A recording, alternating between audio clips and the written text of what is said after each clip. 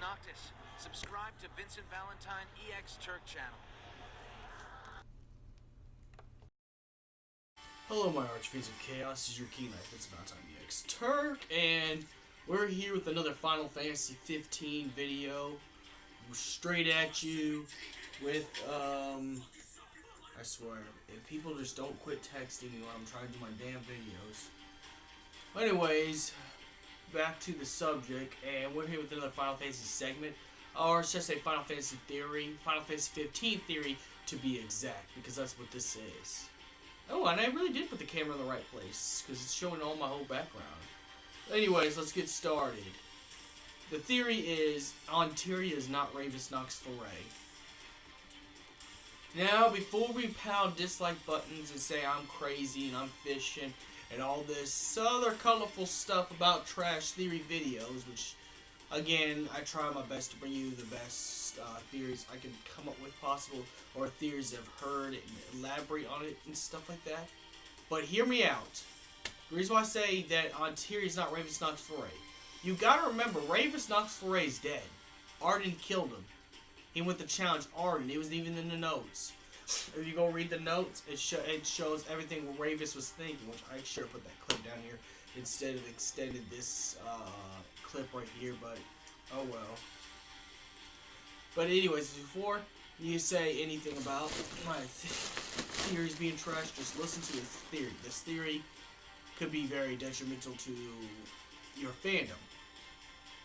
Now, Ravus is dead.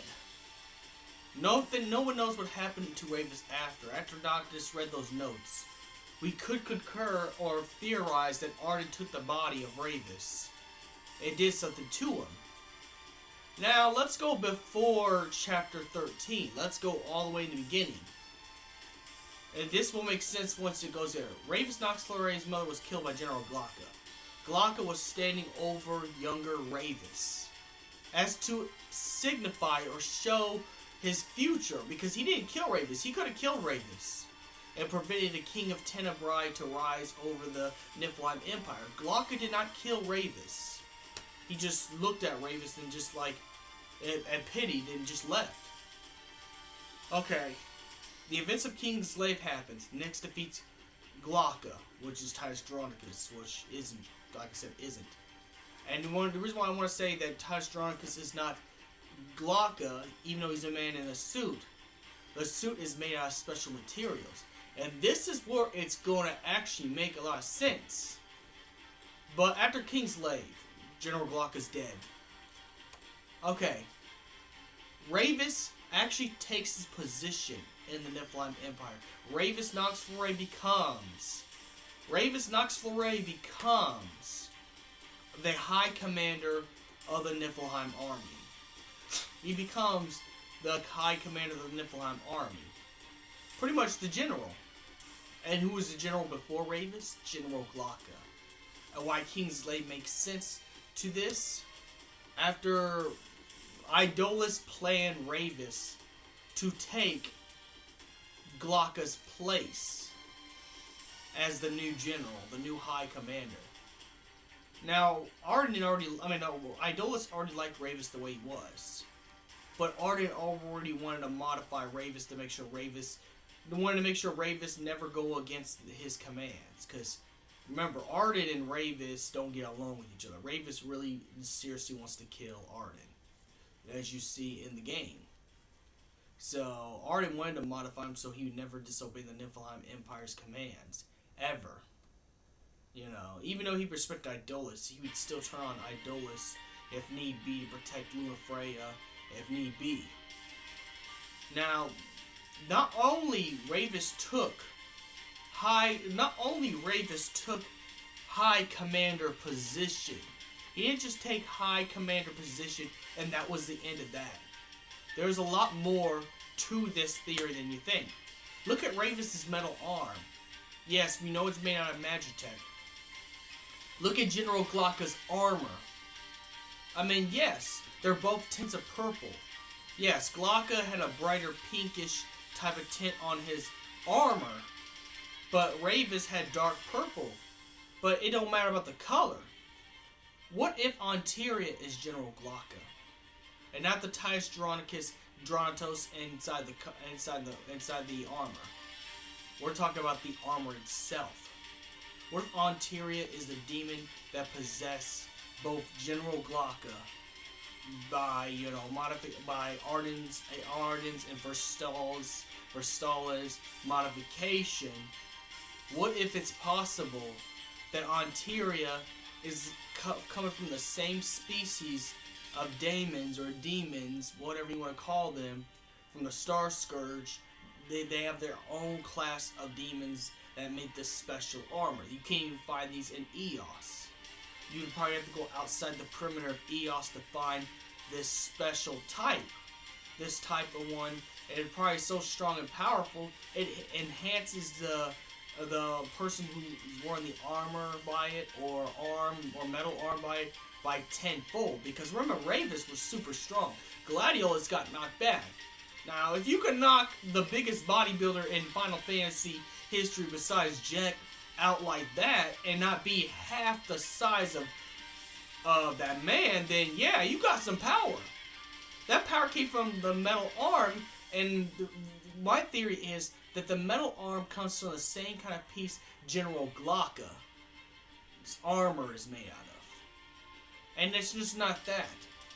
Ravus got defeated by Arden, but Arden didn't want to disintegrate the body because he needed Ravus for one more purpose, and it was to kill Noctis with only a command. So what Arden did, since Verstali's dead in this game, because it's skip to chapter 13 now, Arden used Verstali's skills and crafted him into Magitech, nothing but pure unadulterated. That's why Ravus's last words, "Kill me," end it, because Ravus knew he was no longer there anymore. It was Ontaria, which is General Glocka, meaning that the pieces of Glocka that became Ontaria only obeys the orders of Arden. Remember, Idolus is out of the picture right now. Idolus has been defeated in battle, and even then, Idolus already went insane.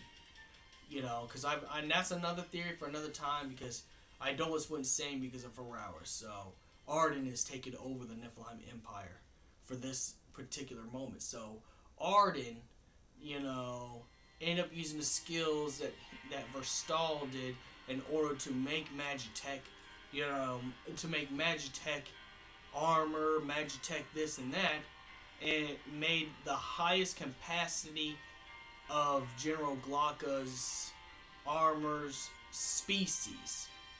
Now I know, this is getting. It sounds like you're talking about Sybios from Spider-Man. It's more than that. There's actually a species of ghoulish demons that you do not see in Eos. And why is that? Because they're too strong. Remember, Ravus was already strong as it is, but he's 50 times stronger in the form of Ontaria. The boss fight was so hard. It took me, first time, 14 Phoenix Downs, 14 high elixirs just to beat this dude down. And then he has two forms. Now, Glocka only had one form, and it was that main armor. But Ravus was stronger because he had two forms in the form of Ontaria when it's his body, but it's not really him. That's why I said it's not Ravus when you're fighting Ravus. It's Ontaria, and Ontaria is a piece of General Glocka, because that armor is made out of special liquefied demons that only exist outside of Eos. And even not only through Verstal's smarts and intelligence, not through Verstal's intelligence. And I'm pretty sure Verstal would never done that because he was Ravus' partner way before, and he's had some empathy for Ravus, considering the fact he told off Idolus saying, "Hey, you don't want to, you talk about killing this dude's brother. Yeah, Idolus. How about we just capture her instead?" So I don't think Verstal would do that. That's why I said, and Verstal's no longer alive. This is chapter 13 now. So it had to be Arden. Only Arden is depraved enough to turn Ravus into complete Magitech. And that's why Ravus said end it, because he didn't want to live his whole life in Magitech, because what it is, Ravus knew what happened to Glocka. Even though he hated Glocka for the slaughter of his mother. And, really he shouldn't have blamed it on Regis, because Regis only was doing what he could do. he couldn't do any more. In fact, Regis was relieved that Lunafre was alive. So, now, I mean, even though Ravus hated Glocka, there was a piece of Ravus that made Ravus feel sorry for Glocka because, you know, he probably knew that there was a man under the armor that was a regular man who wanted to put change in his own country. In fact, when Titus lost that mask and explained to Nyx that he was only doing this to get his country back, it explains that the armor makes you 10 times eviler than you are. It makes sense because it's like steroids. Because that armor makes you strong. Like, if you see in Kingslave, Glocka should have died 10 times over. The only reason he died from being stabbed in the heart is because the armor was removed.